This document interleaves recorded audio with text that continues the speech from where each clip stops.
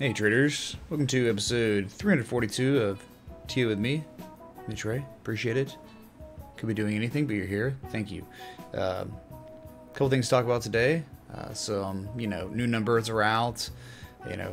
Elephant in the room with the title of the stream, being American household debt is at an all-time high. Fresh new highs, right? We'll talk about that in a second. Just want to analyze Bitcoin real quick. Really not much to talk about on Bitcoin. The Gartley played out. 382 target hit. Down sloping. Two down sloping converging trend lines at this point. Right, 2 anchor points. 3 anchor points now. Right, rejecting prices higher. Giving validation to this resistance point. I mean, look, man.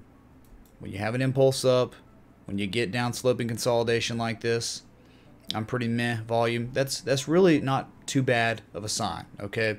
Now, people will say, hey, it's the BART, right? It's the BART Simpson, where we just keep making lower highs, and then we just teeter off, and then we just dump, right? And then, okay, that happens, right? And that's why you take profit when you have it, right? At a 382. So, but we could be a little bit more optimistic about this since the wave from C to D lasted January 8th to the 8th of February. 1 literal month. We would expect this impulse to usher in the new wave. We would think it wouldn't be so short-lived. You'd think we would get maybe at least one more run to the upside to at least double top at 3,700 or so, but nothing's a certainty on these markets. So I don't know, man. I feel like we're building some sort of flag or pennant right now that could easily dump and turn into the BART. Great, but got to be a little bit more optimistic just because this move up ushered in the consolidation. All right, so one month. No, this has been going on. The Gartley started developing its X from the 15th of December and broke out the 8th of February. So we're talking like a 2-month long pattern developed. You'd think we would go maybe a little higher to at least maybe possibly back test the downsloping resistance that we've seen since November 28th, right? You'd want to see that, so we'll see, man. Sorry, get the music good. Jeez, dude, it's tough, man. It's tough, especially this funk. Sometimes, like, the guitar will like hit hard, and then it'll be like too loud. Okay, so that's Bitcoin, man. I really just want to kind of go into this article a little bit about the household debt because it's pretty staggering. So just you want to sit back for a minute, we'll talk about it. All right, so you just put on your listening caps or whatever. Okay, so household debt rose 13.5 trillion in the fourth quarter. The New York Fed said today mortgage balance growth flattened, but credit in other areas grew. One of the most troubling trends, according to economists, was the number of Americans seriously delinquent on auto and student loans. Wow. That's been going on, though, right? Americans faced record levels of debt at the end of 2018, with the amount owed by households rising for an 18th consecutive quarter. Wow. Overall debt rose by 32 billion to 13.5 trillion in the fourth quarter. The Federal Reserve Bank of New York said in a report today, bringing it to a fresh high. Wow.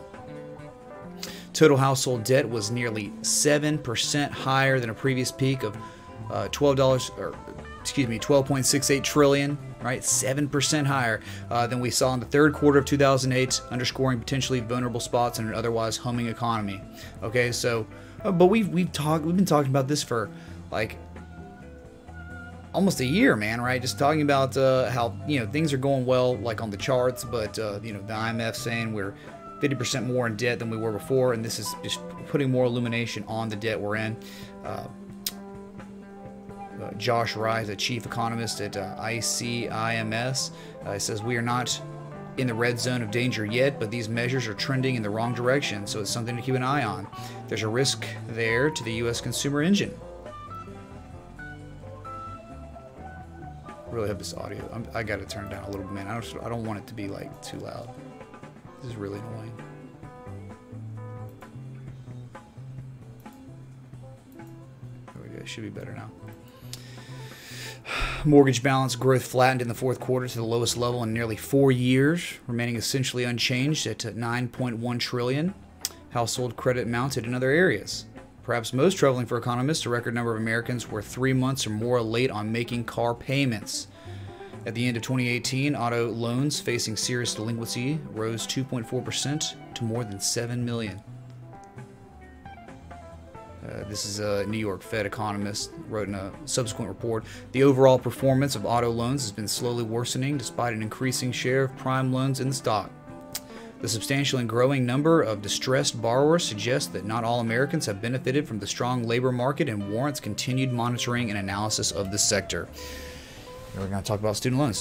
Student loan balances also ticked higher, rising $15 billion to $1.46 trillion in the fourth quarter, and serious delinquency rates remained elevated. The report found more than a tenth of student debt was seriously delinquent in the fourth quarter, though the actual rate is likely higher due to situations involving deferment or forbearance, whatever. Credit card balances climbed to $26 billion. The number of credit inquiries within the past 6 months, meanwhile, declined to the lowest level on record. All right, that's good, I guess, right? Less people are taking out loans. That could signal trouble for demand and consumer spending, right? Which accounts for more than 2/3 of economic activity. But, you know, okay, so let's just keep the debt machine going, right? That's really what you're trying to say at the end right there. Okay, so just kind of illuminating new stuff, new developments going on, right? And that kind of tandems into a Market Watch article that came out talking about America's 1% hasn't had this much wealth since just before the Great Depression. So new research says America's ultra-rich haven't held as much of the country's wealth since the Jazz Age, the 20s. Those freewheeling times before the country's finances shattered. U.S. wealth concentration seems to have returned to levels last seen during the Roaring '20s. Okay, this is just an economics professor at UC Berkeley, whatever. This professor Gabriel Zuckman, said all the research on the issue also points to large wealth concentrations in China and Russia in recent decades. The same thing is happening in France and the UK, but at a more moderate rise than the U.S. In 1929, before Wall Street's crash unleashed the Great Depression, the top 0.1% richest adults' share of total household wealth was close to 25%. And this is the source is National Bureau of Economic Research. Those rates plunged in the early 1930s and continued dropping to below 10% in the late 1970s. Same source. Rates have been on the rebound since the early 1980s, though, and are currently close to 20%. All right. So others are saying that wealth inequality won't last. Yeah, surely probably not, right? Okay, other researchers have said that the Great Recession increased income gaps. 2008, the top earners' income dropped by 4%, but the bottom household income dropped by 20%. Unemployment rates have been seriously sliding from the Great Recession's 10% jobless rate in 2009 to 4% in February of this year. That was just off a 49-year low last fall of 3.7%. Millions of Americans live paycheck to paycheck. The recent federal government's partial government shutdown forced some federal workers to food pantries and cast a harsh light on the lack of savings that Americans have. But I know that's true. But those studies that do come out and say about Americans not having money in a savings account, it's like, what's the point, dude? What's the point? You could have it in a money market account. You could have it in almost anything, right? So many things to just pay you back small percentages to at least keep up with inflation. So that's whatever. Who cares about a savings account? You can have a liquid money market account that serves the same purpose, but you actually make money back on it, right? Just by storing it there. And yeah, speaking of the IMF, trying to propose some sort of stupid negative interest rates for Americans? Really, dude? Okay, yeah. I'm gonna pay you 3% of my money for you to hold my money, right? Give me a break. So, there's research drawing two parallels between the present and the past. The Economic Policy Institute, Washington, D.C. think tank estimates that America's top earning 1% took in 22% of all national income. Okay, 1928, 23.9% of the country's income went to the top 1%. So, you know, correlation between, you know, right before the largest crash ever and now. Okay, so we want to look at the cyclically adjusted PE ratio. Okay, price to earnings. We can look at it real quick. Here it is. So, most overvalued .com bubble, 1929, great crash, and here we are. You know, this was 2008 right here, but here we are. We've retraced. Whether you want to fib from the high point to the low point, we're at a 1272, 1414 up here, or from a high point to low point, we've retraced like 50% of the way. So whatever. And I don't really know how well that would work, right? Technically, but still there. So those are areas of resistance. Anyway, right? Look, man, 1937 peak. We retraced about 50% of the way, and now we dumped, right? It took a long time to double bottom, rebound. Okay, so whatever, man. Maybe I'm crazy for just even thinking about charting with that kind of graph. Okay, man. So that's it. Let's take a look at chat. Thanks for being patient. I think it's just important stuff, man, to talk about. If you weren't aware, hopefully you are aware now, and that's being a positive influence in your life. Okay. So Shane Grant, Bob Fields. Take a seat, Bob Field. XRP for me. Hello. Jules Santana, man. What's up, Ryler? Coach K. Anthony Littlewood. Hey, Chalin, dude. James Glenn. Luke Jones. Brainwaves. AMK, man. Can we look at the cues? Yeah, man. Look at the cues.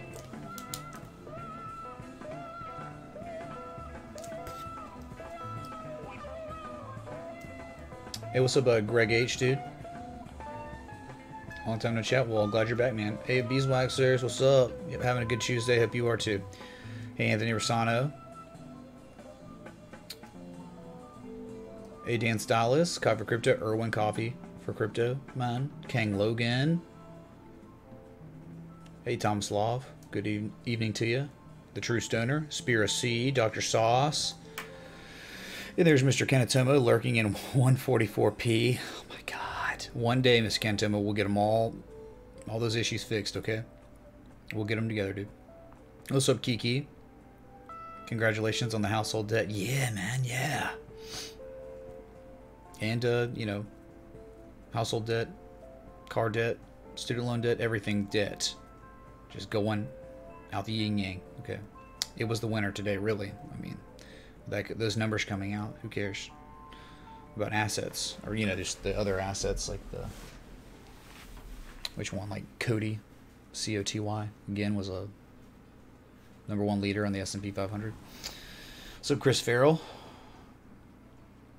M. Gordeski, man. Hello, Lord Dumpington. Julia, happy to see you, as always. Randy Bobandy. Hey, Rasmus. Happy Valentine, -1 past midnight. Yeah, it would be Valentine's Eve for you, Rasmus, at this point, right? BQX. Yeah, Julia. Got on the list.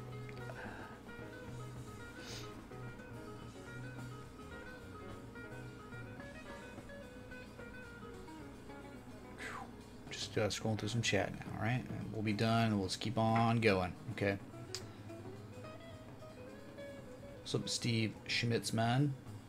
The Debt Machine, indeed. What's up, Rick Cabrera? James Glenn says he knows people with $900,000 in student loan debt spending almost 10 years to become some form of a doctor to find out they didn't want to become a doctor in the first place. Dude, that's insane, man. Like, so risky, scary, man.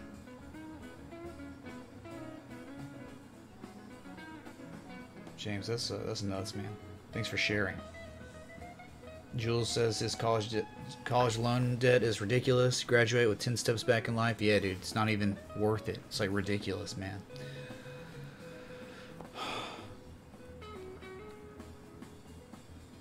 We'll celebrate the fact that nobody can have less than 0 Bitcoin. All right, dude, time to celebrate, man. Let's do it. Celebrate. Kiki. Kappa, of course. All right. What's up, Sam Easy? K-Puff 8, hello? Gosh dang it. Lost on my chat. Okay, sorry, go back up. Steve, I don't ledger transactions, so I can't be a bank man, okay? Hello, Captain Happy says, for every guy having less money, it's just better to gather all kinds of resources with that money. Yeah, dude. If you can't afford it, don't buy it, right?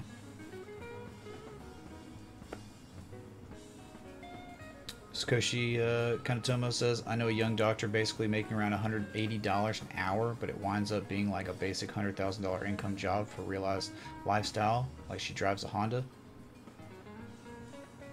Jeez.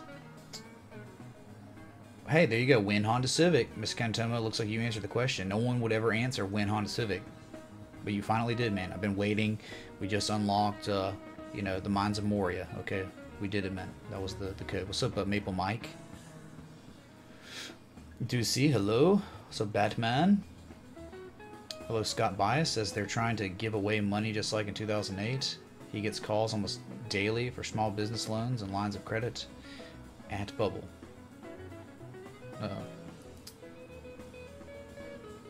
Dude, this is nuts, man. I gotta go back to restream.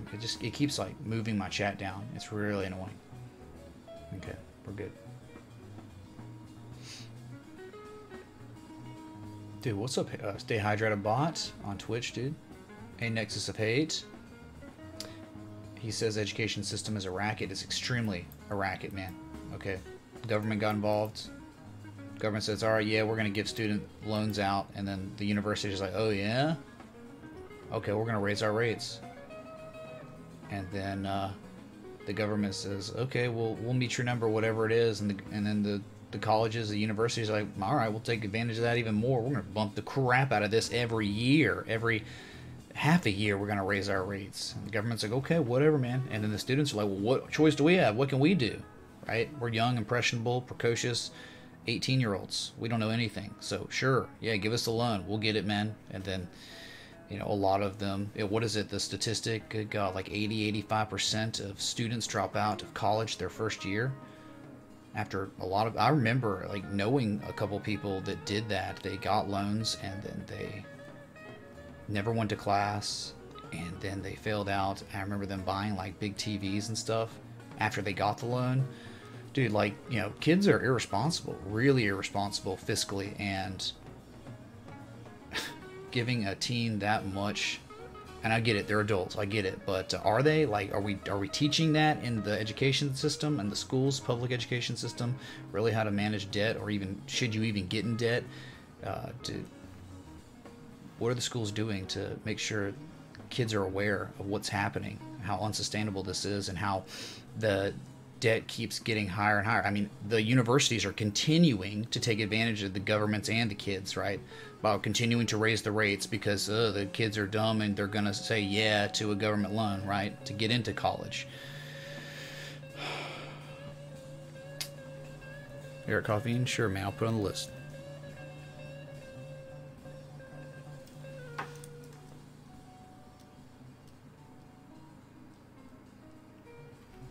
There are a few who watch this stream from London, Denman. Cheers to my friends across the pond. That's why I literally started doing day streams. It's because, like, you know, it's not really a day stream much anymore. It's kind of evolved. It started, I remember way back when we were doing the day stream, it was like 2 or 3 Eastern. And then when I moved to this channel, the new channel, I moved it back to like 5 Eastern, and now it's 6 Eastern, just because, dude, come on, viewership. People don't care about crypto near as much now. It's just like dying off. The demand for what I do has become less and less. So supply and demand, man. So I wanted to, if I'm going to stream for an hour in the day, I'm going to get that last daily, or that last 4-hour candle close going into a new daily candle, right, for crypto. So yeah, man. But I definitely got the Europeans in mind with that stream. All right. If you almost owe $1 million, you pull a Quadriga? No, Sea-Dog, not quite, man, because they're like, you know, they're double that pretty much, right? Burgess Game says about the guy who was in debt 900,000. Unless he wins the lottery, gets stupid lucky or smarter than investing, he'll never pay out that 900,000. Yeah, probably not, dude. Probably freaking not. Yeah, we're gonna look at XRP, Mr. Gordeski, man. Just getting through chat. All right, we open it up with some pretty breaking, startling numbers, and that are way more important than Ethereum and XRP. And I don't know, Bitcoin, whatever. I don't know, dude. Whatever. It could all play into things, right? Because you got the other issue with our unsustainable monetary system, right? The U.S. dollar. Okay, let's go to XRP, whatever, dude.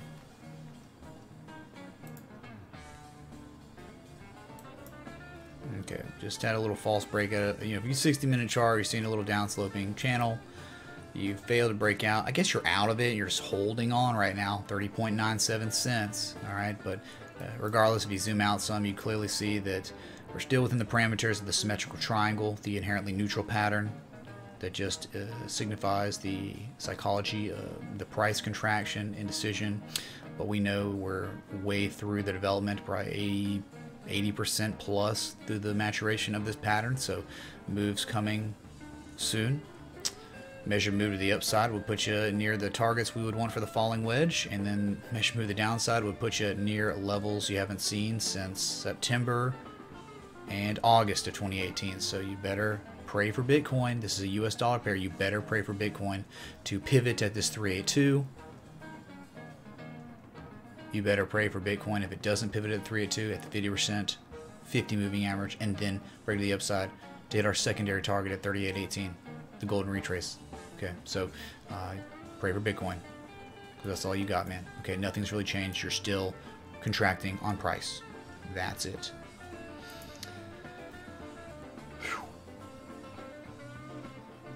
What, dude? You get free Bitcoin with a Samsung purchase, dude? Holy crap, man. That's nuts, man. Every man, woman, and child on the planet Earth owes 30,500 in debt. That's 244 trillion. Wrecked, dude. Yeah, the thing is, though, how's that even real? I mean, I guess you're saying on average, if you just do it like that, but 75% of the world's population doesn't even have a checking account or a banking savings account, right? They don't have that. So, and that's why I think cryptocurrency and Bitcoin as an alternative currency will play a role in the future for developing countries, probably more so than in our lifetime, any other countries, right? The developing countries with unstable governments that can't be trusted, with screwed up currencies that are dying. Okay, those are the countries that are going to benefit strongly from Bitcoin. So you got to like that. Okay, whatever.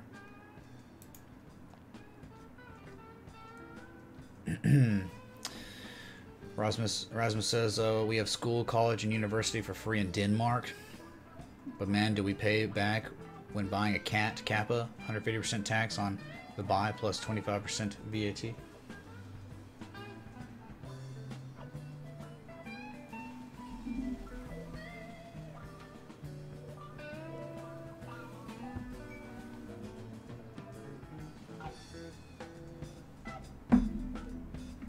Excuse me. Thanks so much for the 143 people tuned in right now. Y'all are the faithful, loyal 143, 150. That's what our average number count has been for the past, I don't know, month.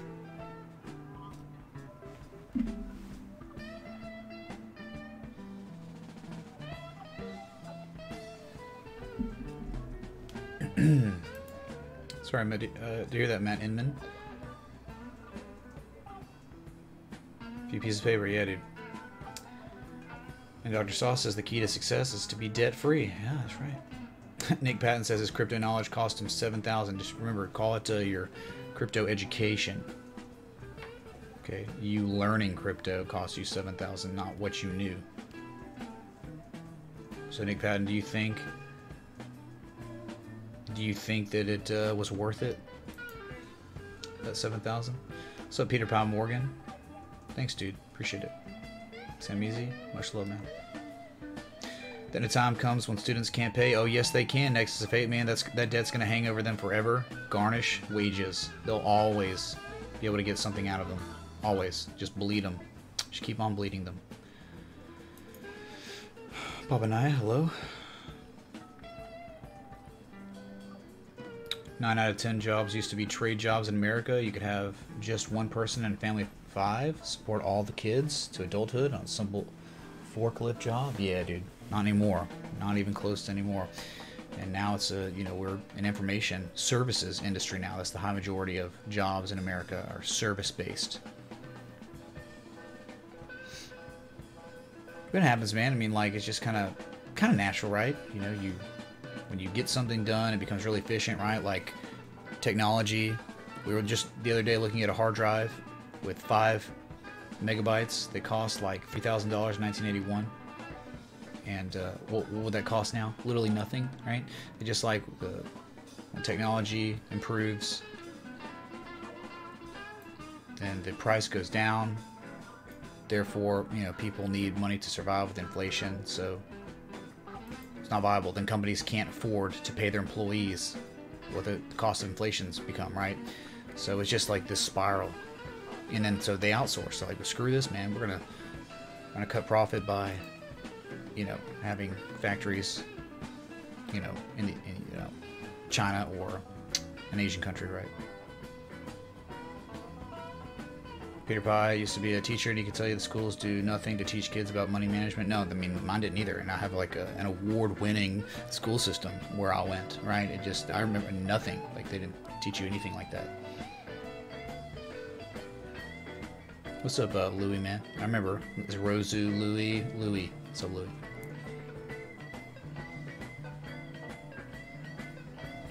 Excuse me. All right, let's go to theorem. Sorry. A lot of chat, a lot of good conversations going on. I mean, things people are saying are worth repeating. Okay, so that's awesome. Bitfinex, right? Yep, we're looking at Bitfinex. Well, yeah, man. Yeah, here's our broadening top, potential broadening top. We have the downsloping channel that extends back to January 5th. We're trying to break out of it, aren't we? From a high point to a low point, though, we've hit a 38% retrace. 127.26, so that's our first common retrace. We did reverse our price action to the downside a little bit, but we're somehow still holding above the 20 moving average. And hey, remember what we talked about a couple days ago?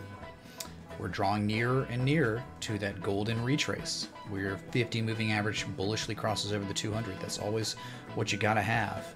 When you have that, that's when your moving averages are all lined up, and you want to be above all 3 moving averages, but you want the 200 to be below the 50 and then the 20. All right, that is how you have a nice uptrend, and we can just go back in time so you can see what it looks like. Do y'all remember, man? Way back in the day, I can't even do. All right, let's look at the uptrend, right? You see this when you're uptrending, you're above the 20, the 50, and the 200. Here, just back August 2017, some random time in Ethereum's history. We got above all 3, and when it started, when we got this, look at the golden retrace finally occurred, caught up. I mean, but at that point we were already at 253. But look, the 20 bullishly crossed over the 200 and the 50 after that. So you see what happens. You use that 20 as a support. You float around the 50, and you stay.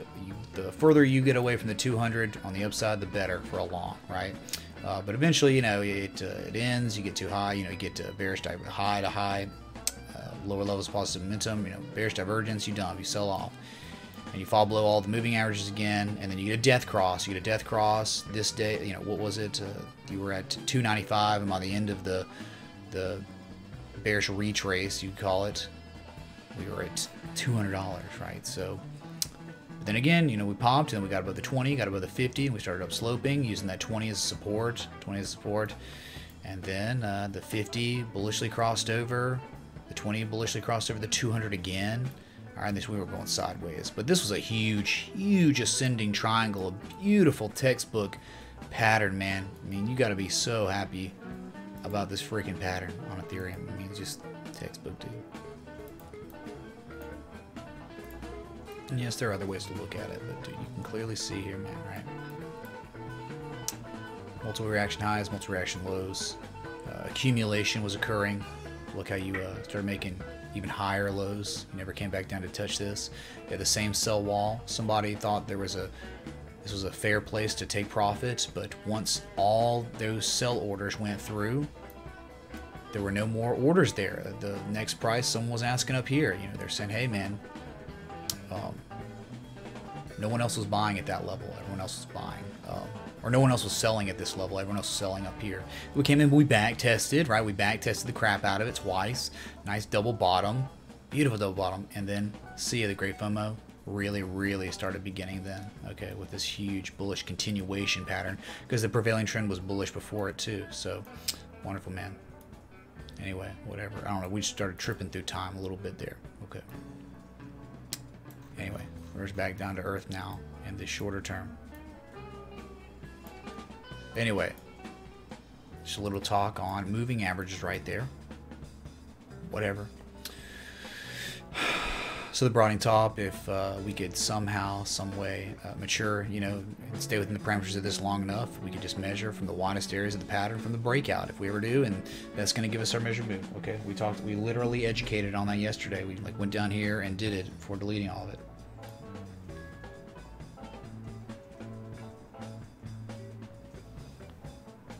Hello? Is anyone even there anymore? Bueller?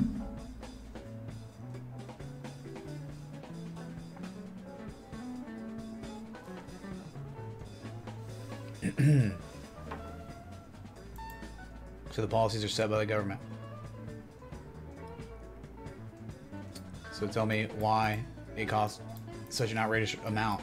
So the government isn't doing a good enough job of keeping rates down.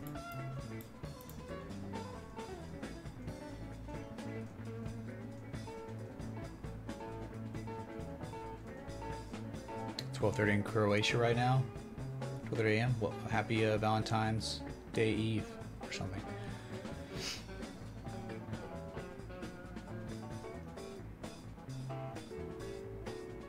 Yeah, the kind of thing about student debt is like, it is kind of a mortgage payment, isn't it? So it's like you can't even really own a home, not like sustainably, unless you're making stupid money.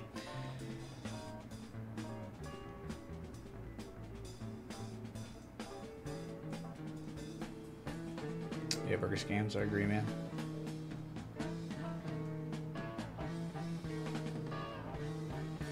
So just getting through this, man. Okay, I feel like I've done a good job balancing the engagement with the education, with the news, with the analysis, with everything. Okay, so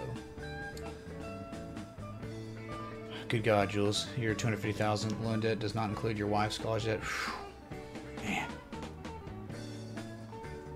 what's up, Gabriel Owl? Fantabulous day. Thanks, Gabriel, man. Good to see you again, dude.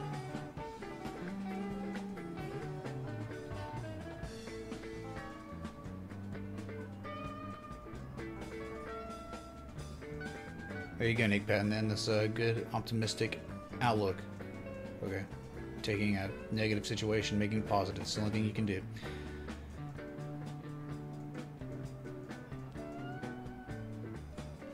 Alex McKeown says your mate who trades says you have to pay to play. I mean, technically you do. You have to pay the price on anything in life, though, right? You have to pay with time, with dedication, with passion, with trial and error, right? All the best to you, Mitch. Your stream is a positive form of compounding interest. All our perspectives pull together to become more informed and empowered. Keep up the great work. Dude, Gabriel, man, thanks for the 1313. Kangs, dude. Really appreciate that, man. And glad you're part of the community, dude. Because we love owls. I mean, I love owls, dude. Owls are some of the most intelligent animals out there. You know, there's in every continent, I think except Antarctica, and maybe even, I think, yeah, except Antarctica, owls exist, right? I mean, I watched a documentary on owls, and they're just friggin' outrageous. Okay, so there are over 200 different owl species out there. Owls are active at night. They're nocturnal. Everyone knows that. A group of owls is actually called a parliament. Most owls hunt insects, small mammals, and other birds. some owls, some owl species hunt fish. Owls have powerful talons which help them catch and kill their prey, but you know how owls really kill their prey, like the rodents and stuff, like those barn owls and stuff. They literally use the blunt force. They'll like swoop down and they'll kill that animal with blunt force trauma. That's like what kills it. And so it'll knock it out and it's done after that, right? So a little bit more about owls. Many owl species have asymmetrical ears. When located at different heights on the owl's head, their ears are able to pinpoint the location of sounds in multiple dimensions. Their head, actually, it's something else I know I've learned from that documentary. Their head is shaped like a satellite, so the sound waves hit them and bounce. So they have like way better, you know, it's like just sonar, I guess. You know, owls hunt other owls. Great horned owls are the top predator of the smaller barred owl. Wow. Let's see, are there any just cool ones that stick out? Oh my god, you want to see a crazy owl, dude? Look at this owl right here, man.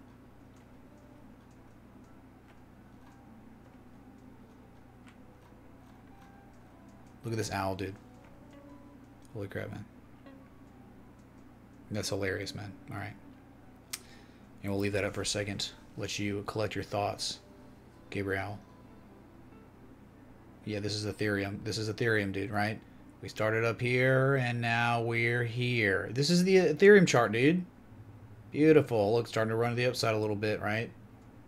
Okay, man. Fibbing from the high point to low point. Not even a 23% retrace, right? Holy crap.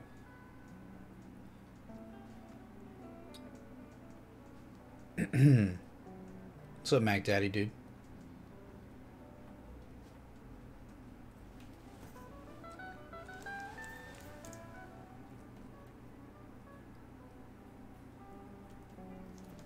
Sweet. I'm just trying to catch up on chat. It's like impossible, right? So, but pretty decent.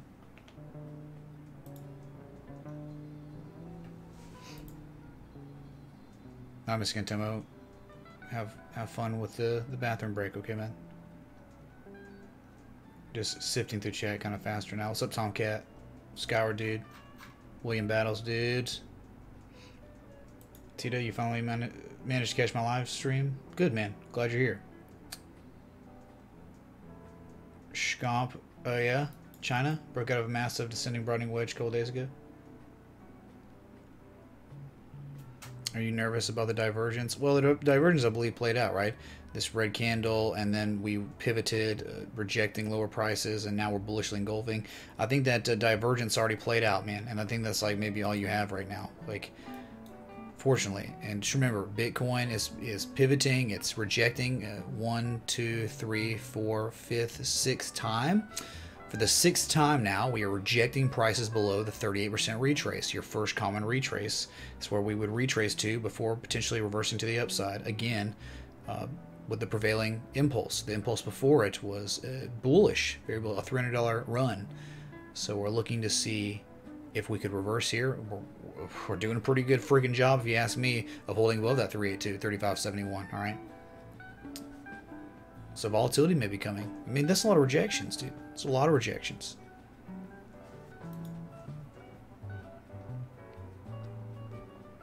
Send a group of owls to the UK and replace the boy school parliament over there. Erasmus. Right, dude.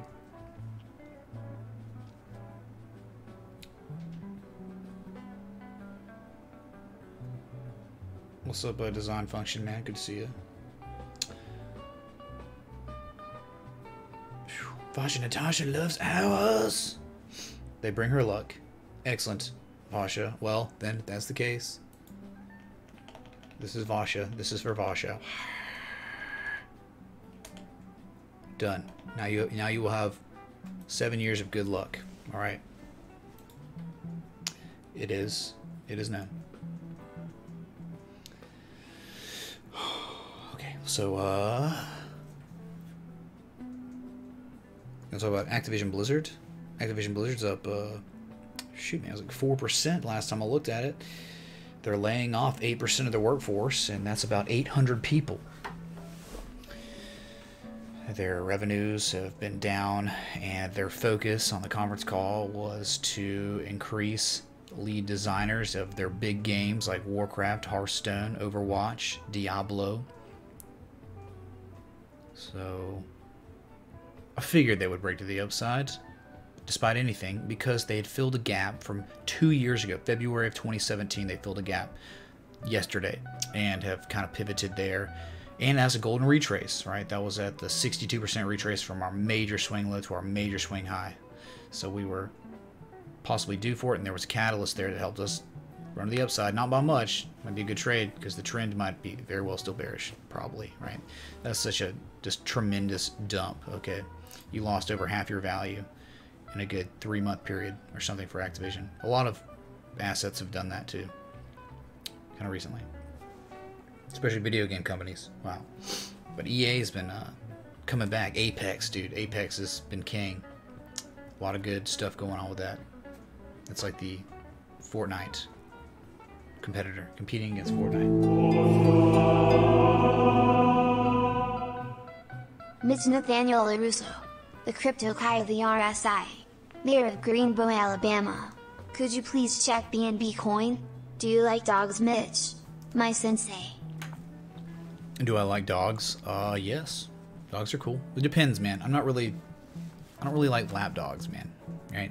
I'm not big on lap dogs. But yeah, like I love like bigger dogs, right? They could protect me if I needed aid. Those are the dogs I like. And preferably hypoallergenic, right? So if any kind of, like for instance, like a golden doodle or something like that, it was created by an Australian retired vet who, loved golden retrievers, but there were just so many people that are allergic to golden retrievers because of their hair, their shedding. And so he crossbred a poodle with a golden retriever and gave you the golden doodle, and they're the most adorable hypoallergenic dogs I think that exist. You want to look at a golden doodle real quick before we go to BNB? Dude, oh my god, man, they're like the best. And they're so smart. They're so smart, have such good intelligence and temperament, because poodles and golden retrievers are some of the most intelligent dogs that exist on the planet in terms of intelligence. Obviously, it's like a gamble per dog, but the breed itself, and that intelligence is based on how many times it takes for you to repeat something for them to learn it, right? And so, yeah, golden retrievers are just absolutely gorgeous dogs. Alright, they just, right here. Alright. Alright. Very, very cute dogs. Okay. I love them, man. And look at them as puppies, dude. Oh my god, right? Do y'all have like a problem right now? Hearts melting? Anyone? Right. So, yeah, dude. Yeah, I like dogs, but I like dogs that, like, get bigger and, don't shed. So, golden doodle, dream, man. It's a dream. They're expensive. They're like $1,600–1,800 if you want one, like for real. Like bred, the ones that are the F1Bs, where it's like, I think it's 3/4 poodle and 1/4 golden retriever. So it has the curls and doesn't shed at all. I think the other breeds do shed a little bit. So yeah, man. Good lord, man. It's like Chewbacca, right, man? Okay, anyway. Sorry. Off topic. Thanks, Peter Frampton, dude, for the 589. Hope that answered your question. Okay, man. Let's go to BNB.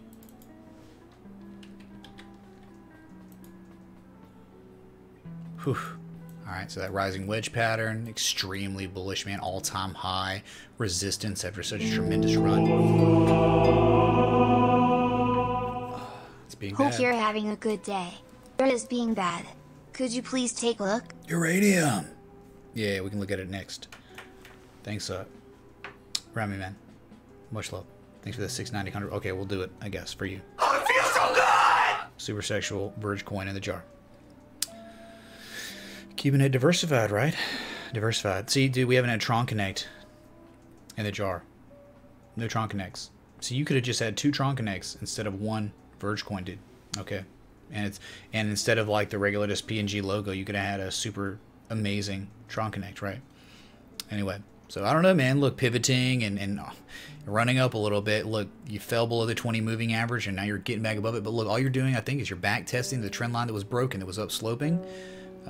You back tested and failed. Indecision, running the upside, but still not back inside it at all. The measured move of the pattern would just put you down here at like 21,553, which would make plenty of sense, man, because people like cope with handle, man. I mean, plenty of momentum shifting, right? I mean, this goes all the way back to June of 2018. This was it, man. This was like, after a move like this, almost straight up parabolic, going parabolic, right? You have hit your resistance.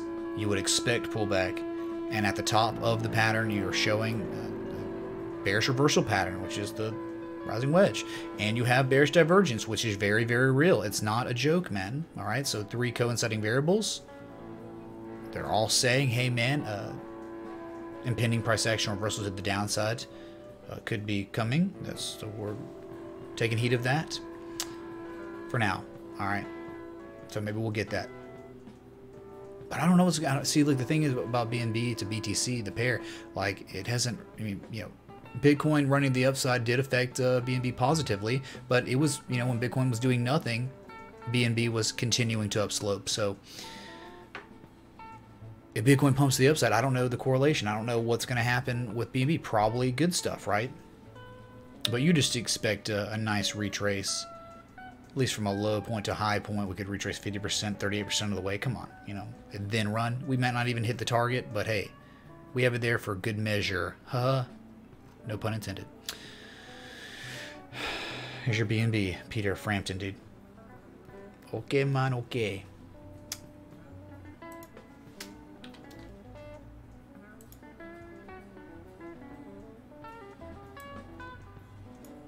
Alright, let's go to uranium.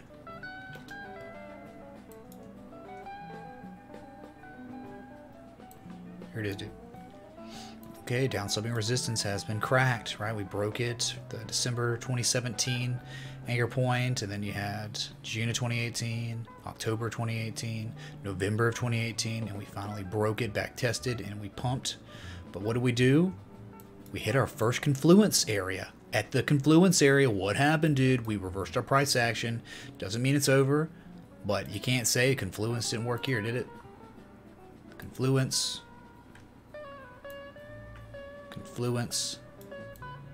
and more confluence above you here. So 3 confluence zones. We have topped of the first one, right?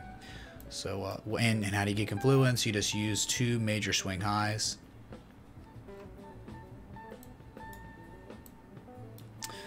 Okay, and also the main one, the first one's February 2017. So we used the anchor point, high point, second high point, so 1 and 2 top anchor points for our fibs, and we have the same low down here on candle closes, because candle close, no wicks. All right, so that's what gave us 2 different fibs. So from one swing high, it's a 23% retrace. From this swing high, it's a 38% retrace. Confluence, sold off. Second one, the second confluence zone, is from that February 2017 high. You would have retraced 38% of the way, but from this high to low, you would have retraced 62% of the way. So they're right next to each other. They're confluent. Confluence is the meeting of 2 rivers. That's where that word comes from. So, and man, if you're ever looking for confluence, use 2 different major swing highs, and you can get those areas, okay? They're going to be stronger areas of resistance. Okay, it gives more confirmation to the Fibonacci. Okay? So it's being bad right now. Well, all it did was hit horizontal line resistance back from November 7th in the confluence zone. It sold off, no big deal. I mean, I guess what we could probably try to do now on uranium is just plot 1 and 2. You're at the very bottom of this channel here, right? And some could argue and say it's a rising wedge, right? Because it's technically somewhat. It's barely, right? But you can see it, man. We never ran up and touched that. We were stalled. We were stopped. So you were at the bottom of 1, 2 on the bottom. Now 3. Don't want to fall below that, but if you do, Understand that there's a 50 moving average below you might bounce off of, and you might backtest this downsloping resistance again. It was a resistance. It would hopefully be used as support now. You're just now getting a 4-hour golden cross where your 50 moving average bullishly crosses over your 200 moving average. Sweet. This is a golden cross. Fail, right? No sustained golden crosses that you've seen in a while, right? This thing has just been down sloping, but it finally got exhausted at a horizontal line support over and over and over, and then boom, shot up. Volume wasn't anything special on this breakout. Significant breakout. Okay, so let's see if we can get above $3.18, but you got to hold support at some point and make your next move up, and hopefully we can get to that 1430, 1440 next confluence area. It's your uranium. Sorry, man, I don't know why I like saying it like that. I think I like saying that because it was like Dave Chappelle when he was playing Blackbush. He was like, aluminum or something. I don't know. I'm weird.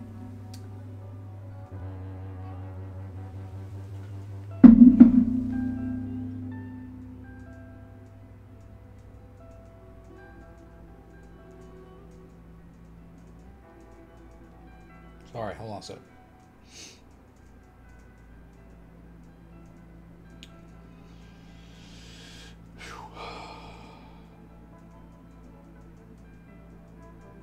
Jeez, man. You want to hear something about Apex Legends, the game?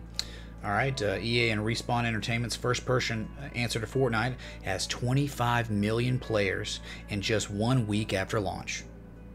Though Fortnite has over 200 million as of late last year, it was also released a couple of years ago, right? EA's stock is up over 20% since the game launched. Wow.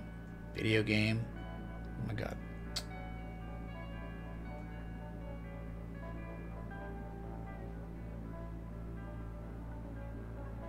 Okay. Whatever. Shopify's down 5%. Oh, but it rallied today. Okay. So, alright, man. Okay, our daily is closed. Yes, it has. Let's go to Bitcoin. We got a couple more to look at. Don't worry, Julia, I got you.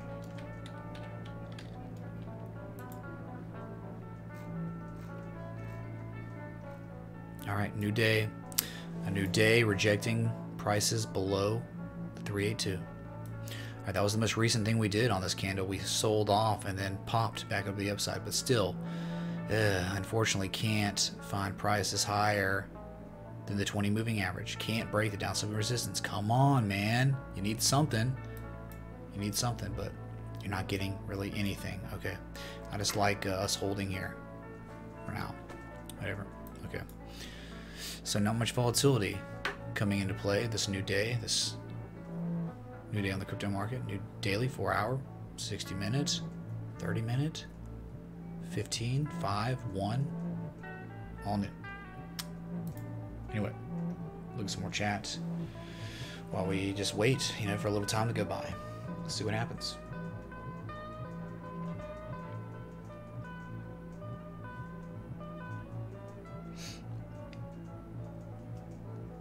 Yeah, J-Dogs, man.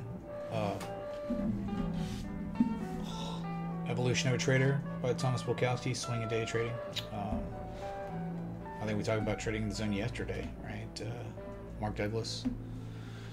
Encyclopedia Chart Patterns, Japanese Candlesticks, Steve Neeson, things like that, right?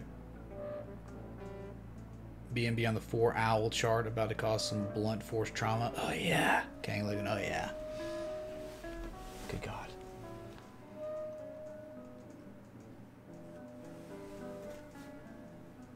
Oh boy, Sam Easy. I don't know, y'all talking about European Union now? Yeah, StarCraft 2, Robert. Sorry, man. Sorry I left that one out. It's been forgotten, dude. By not just me, but also Activision Blizzard. They were talking about Diablo 4 or something last year, weren't they? Kevin Taylor says Apex is great. Yeah, that's what everyone's saying, man. Everyone's loving it, dude, because it's, you know, it's just better.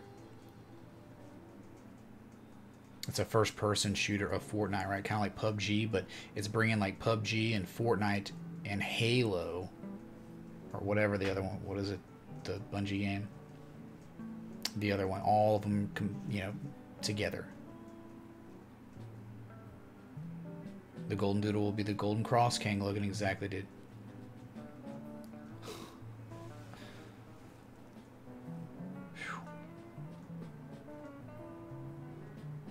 Billy had a Dalmatian named Spot. Excellent, dude. Don't Dalmatians have pretty bad temperament, though? Isn't that what I've read? Hey, Rocksteady, good to see you, dude. Hello, Crypto Cloud. Sleepy Cat. Sorry, we were talking about dogs and not cats. Just getting through this, okay, man? I don't know, like, I like engaging and seeing what y'all say. It's fun for me. I get enjoyment out of it, okay, man? It's a big one on the daily, closing Dragonfly Doji.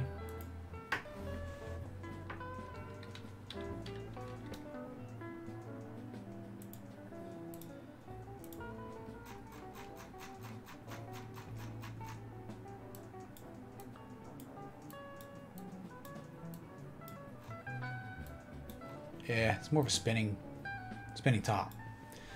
More of a spinning top, which means, you know what they say about spinning tops, they can go either way.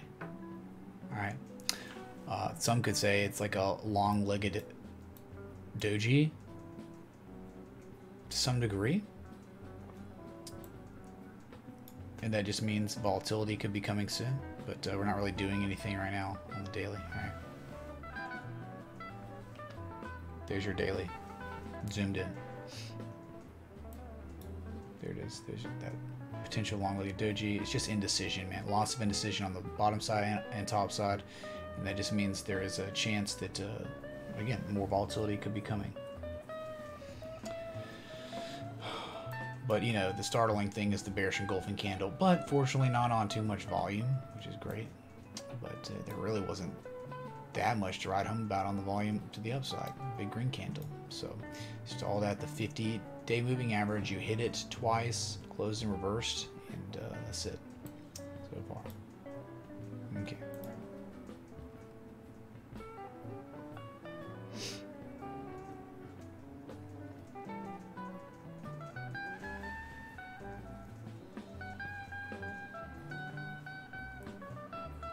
Two fibs are better than one, Mr. Kantoma. There you go, man. Excellent. 11 more likes for Psy Girl.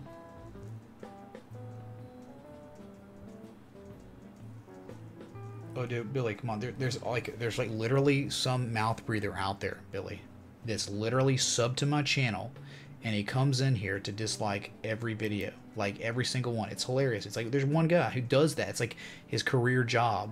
Like, wow.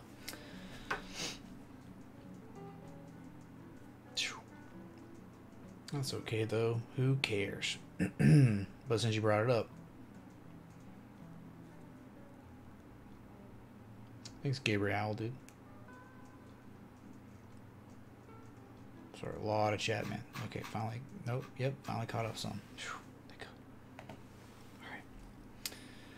So there we go, man. Still just kind of maybe wedging. Could be. I mean, you've got 2 anchor points here. We'll see if it holds up if we sell off again. We could sell off again, 35, 36 and pivot. That'd be wonderful, man. That'd give more confirmation that we might have some sort of miniature consolidation, down-sloping consolidation, which is bullish. Bullish when you're contrasting the impulse. That gives people the opportunity to accumulate at areas of value. Hey, after a pump, hey, you get a 38% area value. Is this it? Is this what people will consider a good price before we run up one more time, if we do?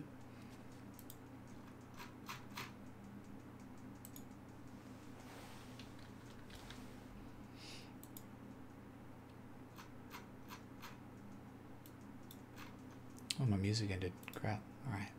Whatever.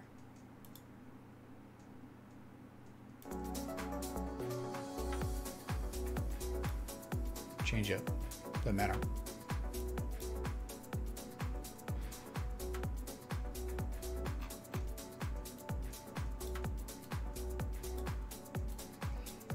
Okay, so whatever, man. It's not doing anything. If it does, I'll get my eye on it. Whatever. Look at BQX for Julia. eat those. I don't know, man. That's the way I have it. Oh, man, what's going on, dude? Alright, just had this downsloping channel after price normalized after such a steep, disgusting sell-off. Okay, we had a breakout and have since sold off, and now we're back right in that channel. And Joe's asking questions about, is there a wedge of some sort? I mean, maybe. There might be. But I don't really know. I mean, like, I think this move here was so extreme, it's hard to make any kind of a pattern. Any kind of valid pattern. I mean, how do you do it? Do you do it like this? Or this? I just don't know. I mean, like, it doesn't really make much sense. Okay, so, like, I think there's definitely downsloping support, and maybe it's like that. Yep, maybe. Okay, for now, that's all you got, right? Heartline resistance, you're running up, and if you did have a wedge or whatever you want to call it, 1 and 2, it's already been broken. There's a lot of white space. That's a very erroneous, okay, of a pattern.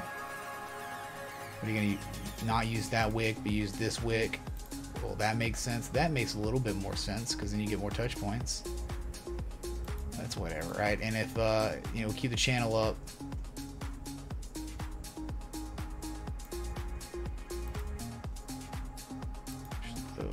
Toss here the pattern. I think you should probably do it like that. To do that, if you really were to play out the measured move of this little small wedge, which very well might be crap, you could go to near the top of the channel, but I don't know. We retraced about 78.6%. But yeah, you would do it, Julia. I think, and the problem is, I don't really like this stuff. Is terrible for fibs. It makes fibs almost useless. Like, it's almost impossible to even do them when you get stupid Rudy Poo pump and dump stuff like this. Okay. Wait. So where do you fib? Do you fib from here to here or here? Use the candle close to candle close on the bottom. Okay, that's the case. 382 to 5118 near the top of the downsloping little channel. But again, this, like, I don't even know. Like, I don't even know if it's accurate or not. If the market's interpreting, like, this is just a weird coin. I guess there's more touch points here with this touch point. Okay, so interpret it that way. Fireworks alert Mitchell Nathaniel Lawrence. In honor of Psy Girl. Larry Bird, Larry Legend. Thanks for the $3.33. Look how that Tron Connect in the jar completely engulfs the Verge Connect in the jar. Love it, man. Good job, Tron Connect, man. Thank you, Larry the Legend, dude. Awesome.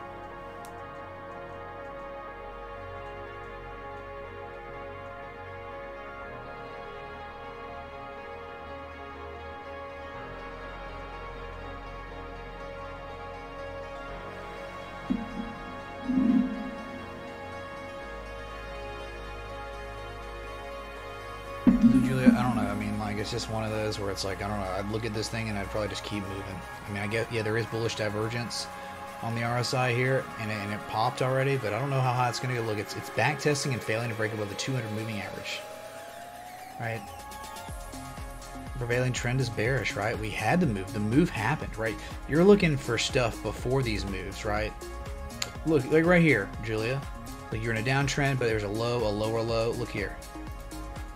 Bullish divergence, right? Like, you're looking for stuff before the move, not after, right? Because like the run up, and then look, you think you're reversing here, you're just going to make a lower high. You're almost certainly, without a doubt, going to make at some point a lower high than your previous high and dump again, right? The big move happened, you ran up, and then you dumped again, right? So I don't know, we're just looking for things before they move up like that, right? Those are just the best ones that are like poised. They've been selling off and selling off and selling off. We're waiting and waiting. Okay, we're finally getting to an entry, and then bam, right?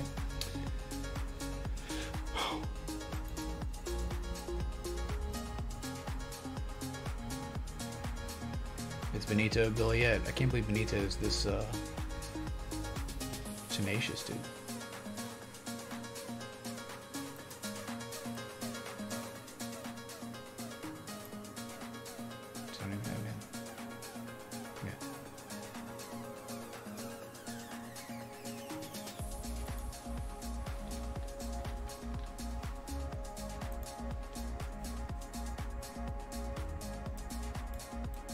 Oh, nice, man. XRP to BTC, still waiting, man. We're still waiting on this one. We think it could continue selling off. Why? Oh, look at the run we had, right? We ran up, made lower highs than our previous highs. We formed a rising wedge, a beautiful, very well established rising wedge. We're out of it. Sold off, bounced off a, let's see, low point to high point. We're at the 382 right now. No real divergence. There might be a little bit on the MACD. Excuse all these lines. This is just from different times. This is a daily time scale, okay, mind you. So I think that there is still room to run. No, this is a 50% retrace. 382's up here. Sorry, I'm doing. Okay, yeah, all right, you're good. Yeah, 50% retrace. So sure, it could still be bullish, and that's fine. Let it pivot and run the upside and not hit target. That's great. But hey, we had this plotted, and sure enough, we've broken out, and we've, we're already from 94.62 cents down to 82.64 area, right? 86, whatever it is. Okay, so target of the measure move of the pattern is way down at the bottom again. Okay, so that's it, man. That's what I think about XRP. I mean, you're asking about something that it had such a nice run, a trend from the 10th of September, and it finally ended, and we broke out January 4th, man. That's like over 3 months, right? 3-month uptrend, formed a bearish pattern. Why would one be thinking about getting in this now? Why don't you look for other things in the market that are like down here, like showing like, look, daily, here, Captain Hindsight, right? Here's a double bottom with crazy triple RSI, bullish divergence, low, lower low, technical lower low than your previous low, even though it's a double bottom, it's a candle close low. So it's like class A, triple RSI, bullish divergence, and then you had triple MACD bullish divergence, believe it or not, man. On daily time scale, like you're looking for like we've been selling off, man, since like the beginning, like of the Great FOMO or the end of the Great FOMO. We've been selling off, and we finally double bottomed. Looking for stuff like that versus, hey man, we just pumped for over a month or 3 months. We pumped for 3 months, and now we're outside of a bearish pattern, right? So I don't know. I mean, you're looking for things before they're cool, not after they've run up for 3 months and then they've broken out bearishly, like. So that's just kind of maybe the take on the swing trades and stuff. So, all set.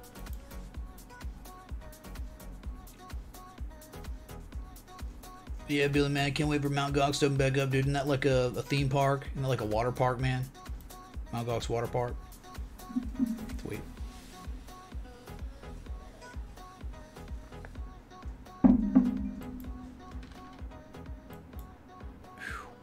Anyway.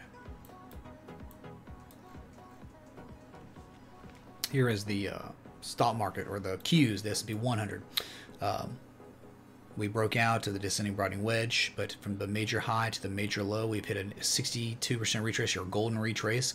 Seems like we either we're double topping here, or we're poised to break to the upside. You break this here, man, I mean, you're going to have a little bit of adversity at 173, but your next target's probably going to be 177.92. Really, dude, like, that's it. We've crossed over bullishly. The 20-day, or no, the 4-hour chart. The 20 is bullishly crossed over the 200.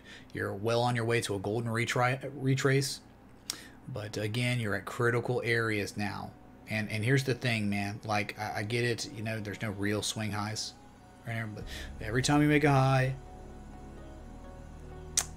a higher high, and now the same high, you're making lower levels of positive momentum. And in fact, as we close today at the same high we had before, we actually have negative momentum on a 4-hour time scale. We have very bad bearish divergence on the 60-minute, but who cares, right? Like, whatever. Daily, here you go. Still below the 200-day moving average. Still right at that golden retrace. Still showing bearish divergence on the MACD only. Volume still receding. Okay, this doesn't look like there's much left, does it? Just looks like we're still very poised and maybe ready to dump again, right? Volatility might be picking up soon, so.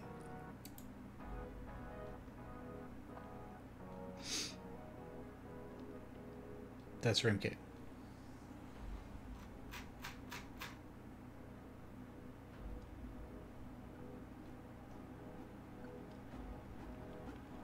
All good, Skyrim.